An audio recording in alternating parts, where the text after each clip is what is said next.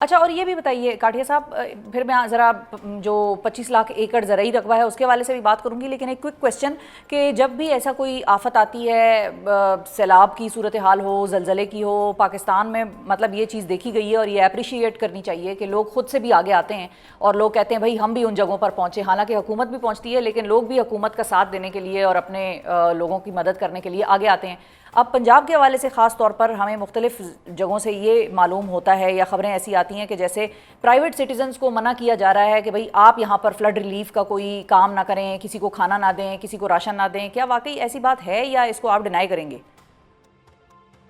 जी बिल्कुल, कतन ऐसी कोई बात नहीं है। और ये एक ज़िले में ये इस वजह से ये मामला पेश आया कि वहाँ पे जो फूड क्वालिटी थी उस पे डिस्ट्रिक्ट एडमिनिस्ट्रेशन ने जो डिस्ट्रीब्यूट हो रही थी उस पे थोड़ी अप्रीहेंशन ज़रूर थी, और उसका उन्होंने मैकेनिज्म ये बनाया कि कोई भी इसमें फिलंथ्रोपिस्ट को प्राइवेट सेक्टर इसमें चिप इन करना चाहता है वो ज़रूर करे उसकी, लेकिन सिर्फ जो भी वो करना चाह रहा है उसको सिर्फ ये कि मुतासरीन पहले जो अजियत का शिकार हैं कोई सब स्टैंडर्ड या हिफ्ज़ान सेहत के असूलों के मुनाफी चीज़ को कंज्यूम ना करें, जिसके लिए फिर एक एडमिनिस्ट्रेशन के लिए नया चैलेंज बने। उसका एक उन्होंने तरीकाकार वज़ा किया और उस तरीके को ना सिर्फ हाई कोर्ट ने इंडोर्स किया और अब वो पूरी तरह से राइज है। और मैं आपके तवज्जुह से तमाम ये मुखय्यर हज़रात को या ऐसे लोग जो सलाह मुतासरीन की मदद करना चाहते हैं उन तक भी ये पैगाम पहुंचाना चाहूँगा कि हुकूमत पंजाब की तरफ से, पीडीएम पंजाब की तरफ से एक किसी तरह का कोई ममानियत उसमें नहीं है। और आप अगर कुछ भी ऐसा डायरेक्टली करना चाहें ज़रूर करें, लेकिन उसके लिए क्वालिटी को ज़रूर इंश्योर करें कि ये लोग पहले मुसीबत में हैं, हम इनको जो चीज़ दें अगर देना चाहें तो वो एक क्वालिटी और स्टैंडर्ड की चीज़ हो। जी ठीक है, ठीक है। अच्छा, अब जो 25 लाख एकड़ के हवाले से ज़रई रकबे की बात हो रही है उसके मुतासर होने का दावा किया जा रहा है हमारे किसान जो भाई हैं उनकी तरफ से। अब ज़रई शोबा कितना मुतासर हुआ है आपकी मालूमात के मुताबिक, और उन इलाकों में सैलाब का पानी उतरने में कितना अरसा लगेगा? जी, टोटल अभी तक हमारी मालूमात के हिसाब से 13 लाख एकड़ है जो इनंडेट हुआ है। और अच्छा। बाकी क्योंकि इनंडेशन अनफोल्ड हो रही है, जूं जूं आगे पानी का ये रेले जा रहे हैं तीनों दरियाओं में, तो it is yet too early to confirm any concrete and proper figures. इसके लिए सर्वे स्टार्ट होने जा रहा है और उस पर इंशाल्लाह पूरी तरह से इन लोगों को कॉम्पनसेट किया जाएगा।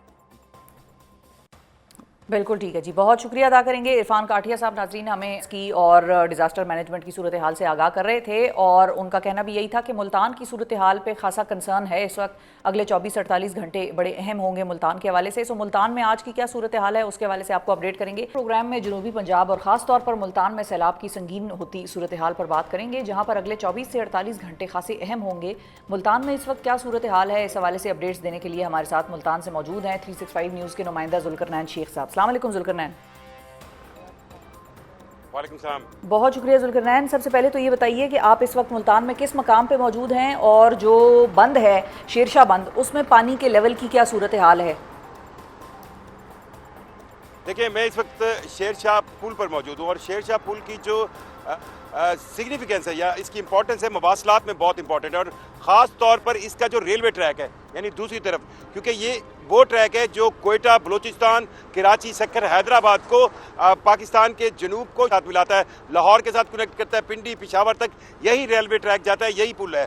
सो उस पुल पे आज देखा हमने कि 395 फीट उसकी मैक्सिमम जो है वाटर लेवल है और उसमें तकरीबन 6 इंच बाकी हैं मैक्सिमम लेवल को टच करने का।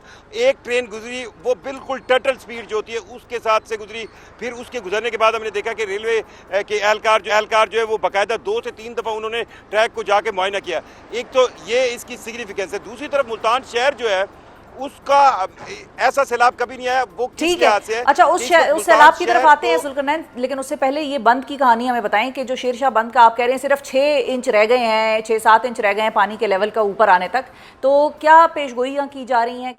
ये पानी का लेवल बढ़ रहा है और इसमें इजाफा हो रहा है, और जो इजाफे में परेशान कुन सूरत हाल है वो ये है कि चनाब दरिया जब तरीमू से गुजरता है और फिर यहाँ मुल्तान के करीब हेड मोहम्मद पर पहुँचता है, मोहम्मद वाला पुल पे, और फिर शेर शाह पे, तो उसकी कैलकुलेशन लगाना बहुत आसान है कि हेड तरीमू से इतना पानी आया तो यहाँ पे कितना आएगा। ऐसा पहली बार हुआ है पाकिस्तान की सैलाबी सूरत हाल में कि रावी दरिया, जब रावी दरिया नारोवाल लाहौर से होता हुआ कबीर वाला से अब्दुल हकीम से फिर ये भी चनाब के अंदर गिरता है, सो रावी की तरफ से एक बहुत बड़ा सैलाबी रेला आ रहा है और उसकी जो है मिकदार वो अनसर्टन है, जिसकी वजह से इंतज़ामिया यहाँ पर फैसले भी नहीं कर पा रही। दूसरी तरफ जो इस वक्त मुल्तान की सूरत हाल में सबसे ख़तरनाक चीज़ ये है, यहाँ से आप अंदाज़ा लगा लें कि मुल्तान शहर के गिर्द 3 बंद हैं, तीनों के अंदर डायनामाइट लगाई हुई है। पिछले 2 दिन से वो डायनामाइट लगाई हुई है कि किसी भी वक्त ऐसा हो सकता है कि मुल्तान शहर की तरफ जब पानी बढ़े तो डायनामाइट से या तो मोहम्मद वाली बंद को उड़ा दिया जाए या अकबर बंद को उड़ा दिया जाए, क्योंकि शहर को बचाना चाहिए। आज जब हमारी लोगों से बात हुई जो इस सैलाब में बहुत काफ़ी उनका एक्सपीरियंस है, तो उन इलाकों में सैलाब आया जहाँ पर पहले कभी नहीं आया। जुल्फ़िकार अली भुट्टो के टाइम से लेकर चाहे ज़िया उल हक के टाइम हो, मतलब सैलाब के वो एरिया तो लेवल हर लम्हे बढ़ता जा रहा है और इस लेवल के बारे में अगले 24 घंटे बहुत क्रिटिकल है, क्योंकि इंतज़ामिया, मैं आपको बताऊँ, आज मैंने कोई 1 दर्जन दफ़ा देखा होगा कि हेलीकॉप्टर से मुआयना किया जा रहा है, क्योंकि डिसीजंस जो है वो बहुत इंपॉर्टेंट क्रूशल हैं और उसमें ये डिसीजंस करने हैं कि कौन सा बंद तोड़ा जाए और कौन सा बंद ना तोड़ा जाए और किस बंद को सपोर्ट दी जाए। ठीक है, अब जुल्करनैन, जनूबी पंजाब जो है ना, उसको गोल्डन बेल्ट कहा जाता है कपास की।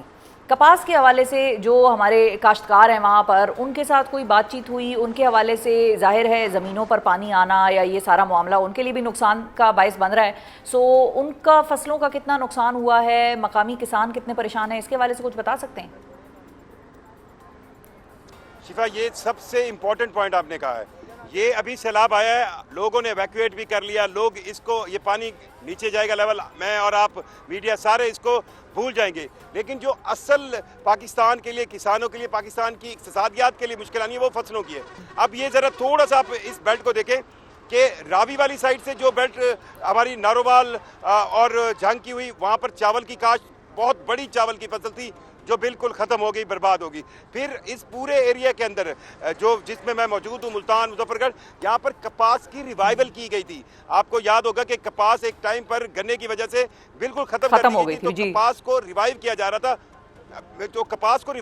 था, और कपास और गन्ने में फ़र्क ये है कि कपास की फसल बिल्कुल बच्चों की तरह पलती है और गन्ने की फसल थोड़ा बहुत पानी बर्दाश्त कर लेती है। सो अब ये कपास की फसल दूसरा साल था रिवाइवल का, ये वो फसल सोची जा रही थी जिसमें किसान को 4 पैसे बचने थे और फिर उसने कपास को की फसल को कंटिन्यू करना था। अब वो 4 पैसे बचने से गए। और दूसरी सबसे अहम चीज़ ये है जो चारा है, मतलब यहाँ पर हम रात गए, रेस्क्यू ऑपरेशन पे गए, लोग अपने छोटे बच्चों के साथ जगह नहीं छोड़ना चाह रहे। क्यों? मेरे ये माल मवेशी हैं, इनका ATM, इनकी हर चीज़, ये माल मवेशी है। अब वो माल मवेशी को किसी तौर अगर बाहर लाने में कामयाब भी हो गए तो वो खुद खाना खाने से ज़्यादा उनके चारे के लिए परेशान है। और इस वक्त इन पूरे इलाकों में चारे की फसल जो है, जो मकई है, वो ख़त्म हो गई है। और अगर ये कल सैलाब का पानी चला जाए तो अगली चारे की फसल पैदा होने में 3 महीने लगेंगे। ये एक साइकिल जो माल मवेशी को पालने का है, ये बहुत इंपॉर्टेंट है और ये भी डिस्टर्ब होगा। ठीक है जी, बहुत शुक्रिया अदा करेंगे। जुल्करनैन शेख साहब ने हम शेरशाह बंद से ज्वाइन किया हुआ था और उन्होंने सारी वहाँ की जो एक कॉम्पोजिशन है उस इलाके की कि भाई क्या सड़क है, कहाँ पर रेलवे ट्रैक गुजर रहा है, रेलवे ट्रैक का जो क्या काम है इस वक्त। सबसे इंपॉर्टेंट पॉइंट यही है क्योंकि ये रेलवे ट्रैक बड़े अहम 2 मकामात को आपस में जोड़ता है और इसके अलावा ट्रैक का, रेलवे का जो रास्ता है वो उस तरह से रहेगा नहीं। इसी के साथ मुझे दीजिए आज के प्रोग्राम से इजाज़त। अपना बहुत ख्याल रखिए और पाकिस्तानियों का भी इस वक्त बहुत ख्याल रखिए। अल्लाह हाफिज़।